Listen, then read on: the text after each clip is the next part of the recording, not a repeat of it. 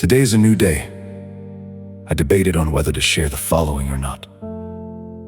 But after praying about it, I decided it was time to share the newest writing. Well, new for you, but I've been holding on to it for some time.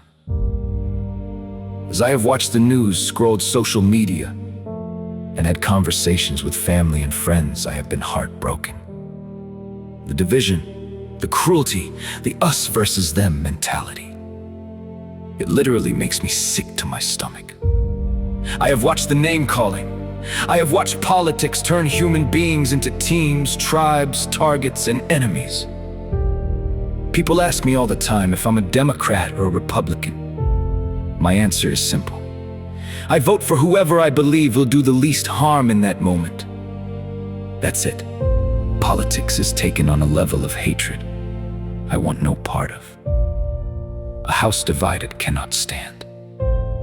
And I am afraid this country is tearing itself apart piece by piece. The last time I remember seeing this country truly united in my lifetime was when those towers fell on September 11th. For a brief moment, we were not white, black, Democrat, Republican, rich, poor, blue state, red state, left or right. We were simply Americans. We cried together. We prayed together. We held each other up. And as tragic as that moment was, the unity that followed was a beautiful thing to witness. I miss that. Now everybody wants to be right, but not enough people want to be righteous. My health issues have taken a lot from me over the years, but at the same time, it's allowed me to see life with a whole new perspective. So I do not share to gain anything. I am not afraid of backlash. I've got nothing left to lose except my place in heaven, and I refuse to give that up.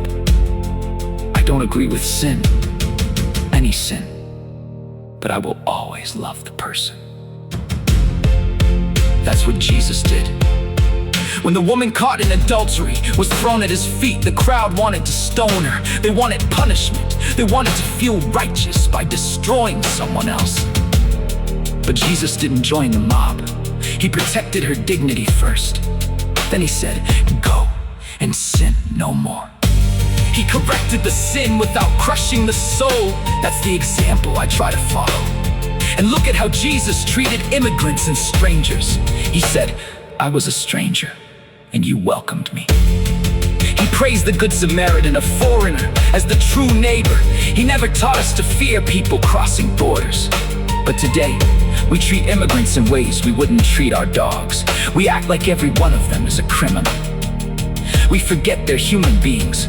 Fathers, mothers, grandparents, children, many running from danger, hoping for a chance to do things the right way. Not all of them are criminals. Not all of them are threats. Every one of them deserves dignity and a chance to become a citizen the right way. This is who I try to be.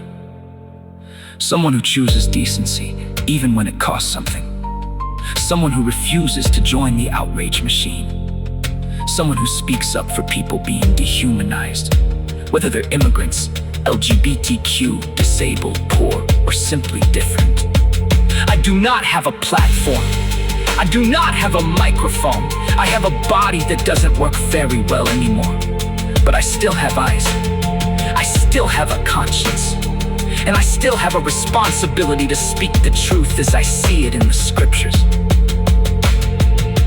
When God finally calls me home, I want to leave it knowing I stood on the side of compassion, not cruelty, on the side of humanity, not division, on the side of Jesus, not the crowd with the stones in their hands.